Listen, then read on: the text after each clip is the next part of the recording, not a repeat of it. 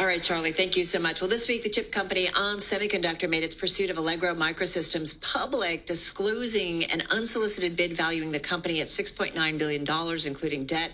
Possibility of a deal is something that Bloomberg had previously reported out. This follows news last month that the company plans to cut about 2,400 jobs this year as part of a restructuring plan, and also take some related charges of about $50 to $60 million, mostly this year, Tim. Here to talk about all of this, tariffs and the macro environment, is the Chief Financial Officer of On Semiconductor, Thad Tran, along with Bloomberg News Senior Editor Nina Trentman. Thad is featured in the recent Bloomberg CFO Briefing newsletter. It can be found online at bloomberg.com/CFO Briefing. Also sign up to get it there. A new one does come out on Sunday. Nina joins us here in the studio. Thad joins us from Phoenix. Thad, we want to start with you. Charlie Pella just talking about the busy week that we have had, or fair to say busy year, and we're only a couple months in. Top of mind, I think, today for everybody is the macro, the jobs market, tariffs. How would you describe the U.S. economy, the global economy, and the macro environment right now? Yeah, so first of all, thanks for having me on. Look, in terms of the tariffs, there's definitely an impact that's happening out there right now. I would say what we're seeing from our perspective, and it's really been happening for the last 3 or 4 months, is a pause.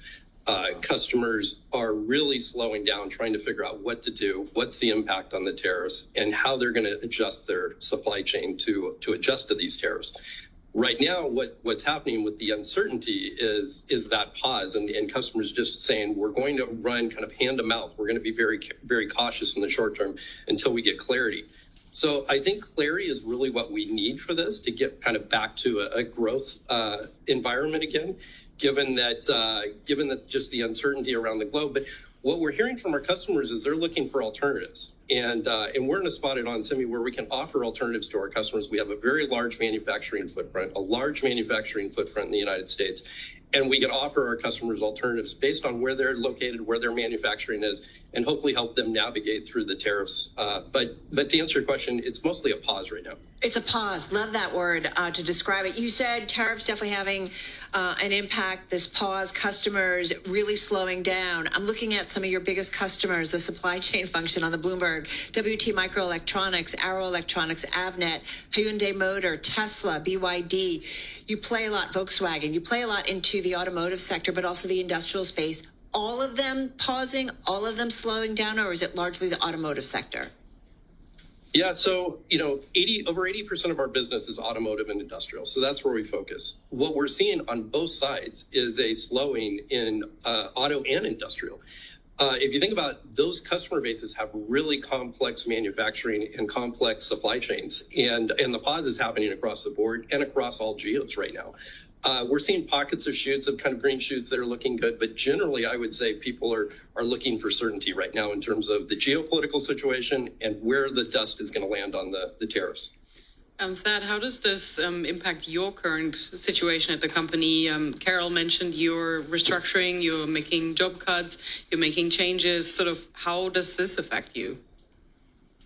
Yeah. So look, for us directly, we don't think there's a huge impact or a material impact from the tariffs directly in terms of our business. But our end customers are being impacted by the tariffs, right? So the big concern is, what does end demand do and what does the macro do as a result of these tariffs and the geopolitical situation? For us, there is a slowdown in the industry. Autos are soft right now. So as you mentioned, last week we announced a restructuring. We're looking at this as not just a cost reduction, but a restructuring. How do we take cost out of the company that's permanent? So we've been going through a transformation here at On Semi for a number of years here, and a lot of this is structural nature, where when we think about the market recovering, these are cost savings that are with us forever.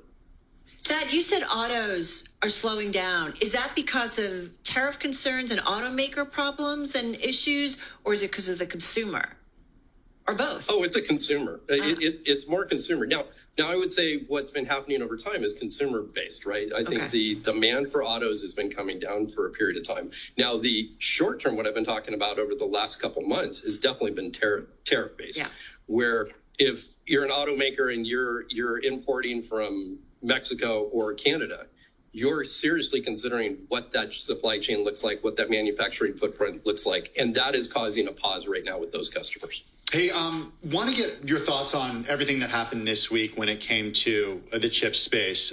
You've got manufacturing sites around the globe. You mentioned what you do here in the U.S. The investments that are being announced in the semi area, TSMC announcing this week to spend an additional $100 billion in U.S. plants to boost semiconductor manufacturing in the U.S. How is that going to impact you? Will it impact you directly? Will it impact you indirectly?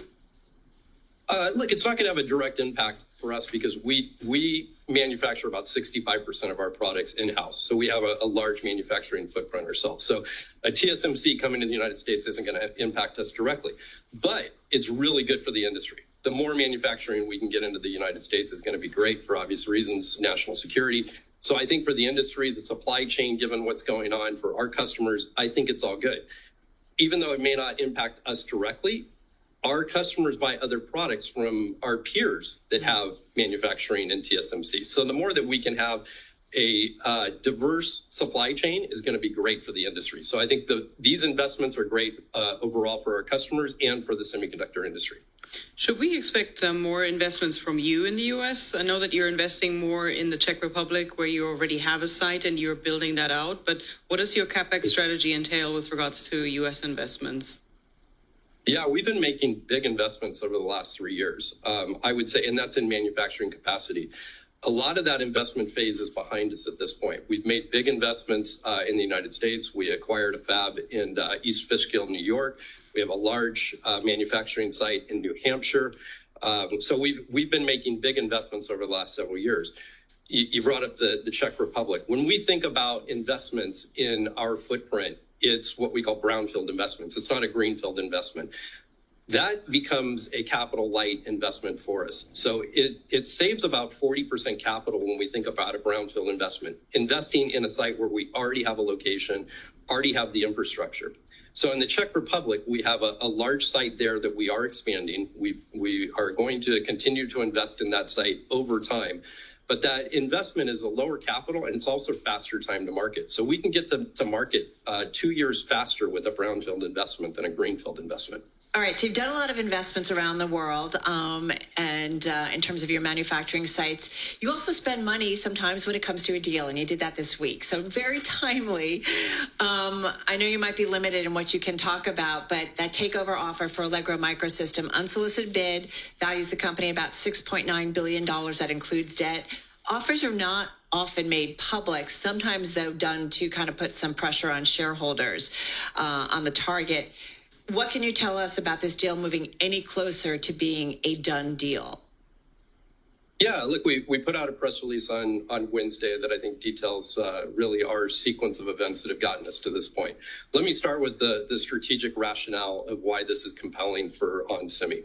So at onsemi, we focus on intelligent power, intelligent sensing, as we talked about, for auto, industrial, and the AI data center. Allegro Microsystems has got a great portfolio of sensing products that sell into automotive and industrial. Very, very consistent market. And we believe with our scale and our scope, we can take that product broader and create innovative products for our customers. Both companies have a culture of innovation. So I think we're going to be combining companies that have common themes of innovation. And it allows us to bring more value to our customers. That's really the strategic value of this. In terms of what we're wanting to happen here is we're wanting to get some meaningful engagement with their board, hoping to get some dialogue. At this point, we haven't gotten that.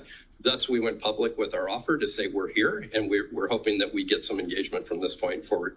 Yeah, it's interesting that you're pursuing this deal at a time when deal making was supposed to pick up, but we haven't really seen it. And many companies are saying, well, the current environment is just so uncertain. So talk to us about how the company came to this conclusion that now is actually a good time.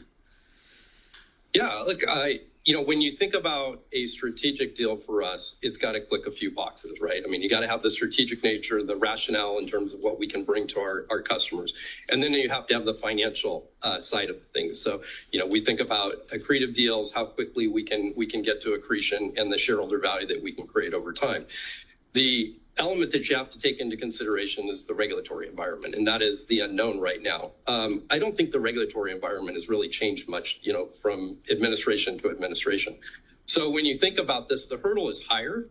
When you think about you're going to go to bat for something like this, but you have to have conviction that it's going to make sense and that you can get through that regulatory environment. When we look at it, we don't compete head to head on any of those products, and we've analyzed everything that we can see publicly, and we don't believe there's going to be a barrier. It may take some time, but we believe we can get this one across the line.